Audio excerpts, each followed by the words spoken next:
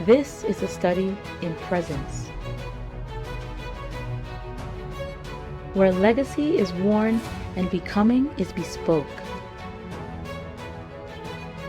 In this first series, we celebrate Black creatives who dress not for the moment, but for the movement. I'm Kat LeBlanc. Welcome to the Superfine Series.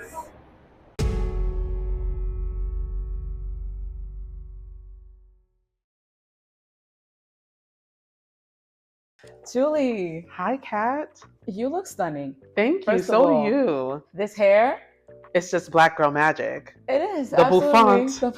Okay. I had to do it for you. Thank you. I was like, natural hair salon. You're loving the crew. Absolutely. You're loving the crew. I'm so proud of you. This space is gorgeous. Thank you so much. And I feel like it represents opulence for our people. Absolutely. It's everything that I thought of and dreamt of, from the top of the dream to the bottom. Can you speak to that? Like, how did you even get started? So I got started at 16.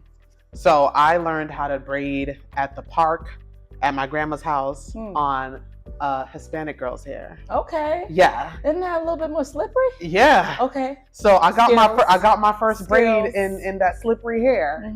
And I was just so enthused by hair from that point. Wow. Went to beauty school at 19, went to Veda Institute.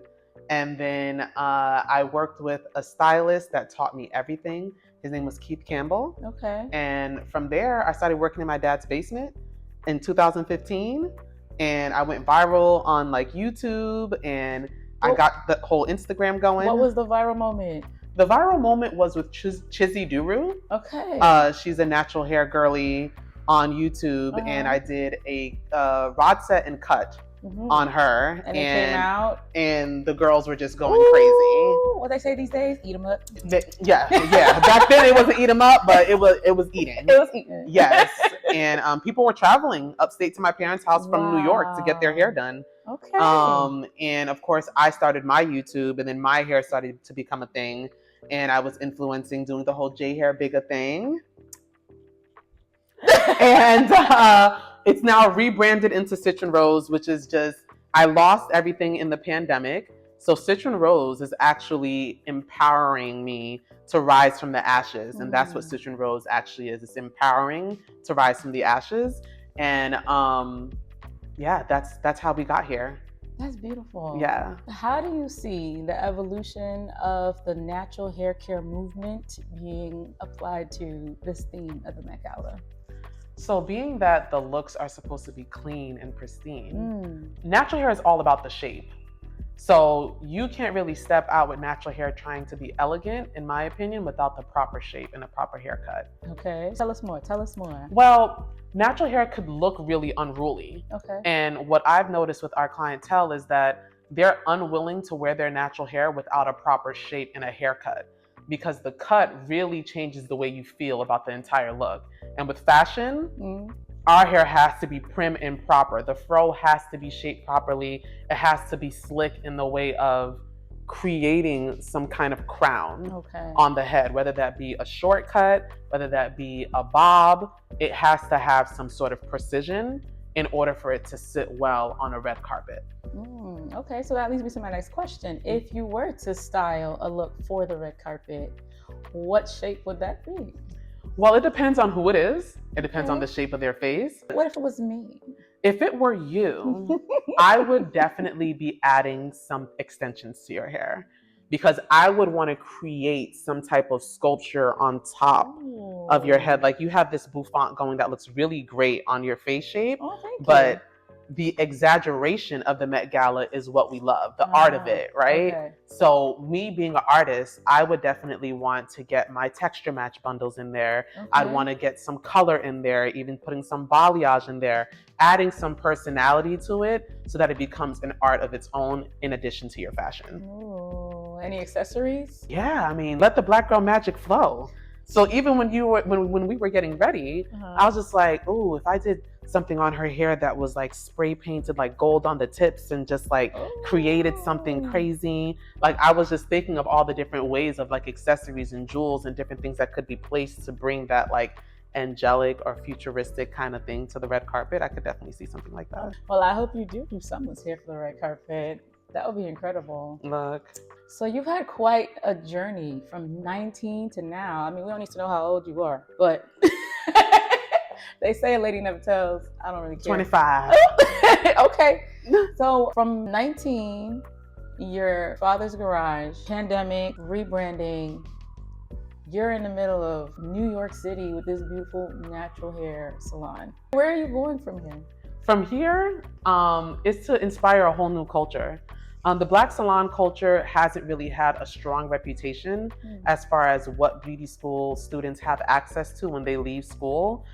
Something grounded, something that has a curriculum, something that can really mold them into beauty professionals. So Citryne Rose is one of the first salon companies in the Black industry that is committed to educating people coming in and giving them the experience of having a professional career. I searched for that as a hairstylist and it was very hard to find. It isn't uncommon in other cultures, but in the Black salon culture, a salon company that is willing to teach you, onboard you. Yes, you start hourly, you go into commission, 401k, and other things that can essentially keep the community together. So Citryne Rose is about onboarding incredible talent and molding them, because I've done so much with natural hair and I absolutely love Black hair and what we're able to do with it. Imparting that wisdom and education onto the next generation is what my next step is how I pay it forward. Oh, that's beautiful. So you mentioned a curriculum. Yes. Tell me more. So I created a 3-tier curriculum, and it starts with thinking of life as growth, right? So the first tier is a seed. So you plant a seed, right? Okay, yeah. Which means you're open, you're ready to grow, you need to be watered, you need to be nurtured. So a seed stylist is where they get their foundational understanding of natural hair, curl types, how to manage curl types, blowouts, silk presses, twist outs, rod sets, everything that gets textured hair to look incredible is what is learned as a seed stylist. And then there is the sprouted stylist. Okay. So when you're sprouting, you have a little confidence, you got your legs beneath you, because dealing with natural hair, it is a lot. So you need your legs, you need your sturdiness. So that's where that seed comes in.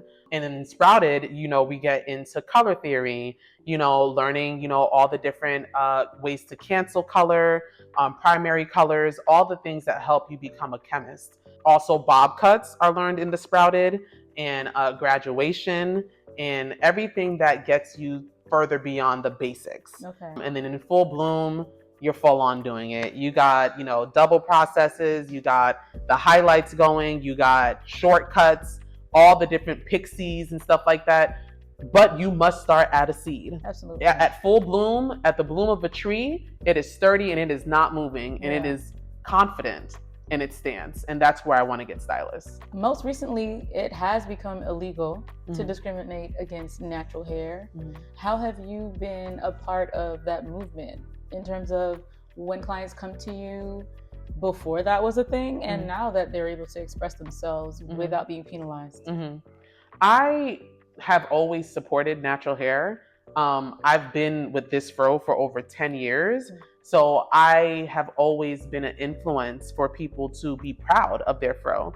When I would share my content and share things online, Black women would just be like, thank you so much for sharing. I'm more empowered to wear my hair. And being that image and continuously loving my image from that space is what helps Black women show up to those spaces that would have discriminated them, but now they can no longer. But you show up empowered and not feeling like you need to change your look. Getting them to a space of loving their image is what I mean when I talk about the proper haircut, the proper color, being able to have a look curated for you so you do feel empowered and cool to wear it, Okay, so fun question here. I know we've been having fun regardless, but if you could choose one Black dandy, past or present, whose hair would you be styling? It is literally between Michelle Obama or Viola Davis. Oh. Like, those are my people. I love the soul of those women. Michelle Obama, her poise, how her soul and her spirit feels. I always felt like if I could experience someone that feels unreachable, she would be one of those people that would have a profound influence on me, like her energy and just like being able to share space with her. And I love what her stylist did with her hair the whole entire time she was in the White House. Like, it was laid, it was slayed. I was like, look, I could press like that. I could give her that look, and I absolutely love the way that she carried herself. She was a very great first lady as far as representing Black women, and being able to add to the way that the world viewed her. That would have been such an honor. And she was definitely finely tailored in every look, honey. In every single look, Every single look. And Viola Davis. Woo, one of my favorites. I love her. She's auntie in my head. Oh my gosh, all day. All of her Instagram posts, like, I know. She is just like the best. Viola, we love you. She's so heartwarming. Yes. Just seeing her work, how she's evolved, like from How to Get Away with Murder and like all of the different roles that she's had, like this is her time. Yes. And like being able to do a look for Viola Davis, like I would slay that down. I would not let that woman down. Like I would be eating it up. Okay. Every single curl. I think her hair is like mid-length in a way, and I would just love to give her like a shape and some beautiful color to just enhance her skin tones and just really bring out her curls. So yeah, a moment like that. You listening, auntie? You listening? A moment like that would be incredible, Viola. Okay, so there's a little secret that we haven't released. What's the secret? Where you from, girl? IUT! First gen. Oh my first gen. God, same. I didn't mean to make this a whole series about Haitians, but as you can see, we're great. Sorry, not sorry. I don't care. I don't give it.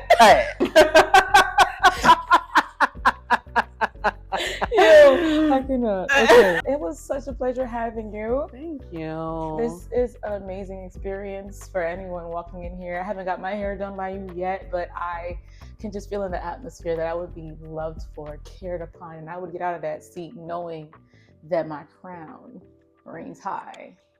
You know? Supreme. Supreme. Supreme is what we do in here, and I'm so excited to have had this moment with you.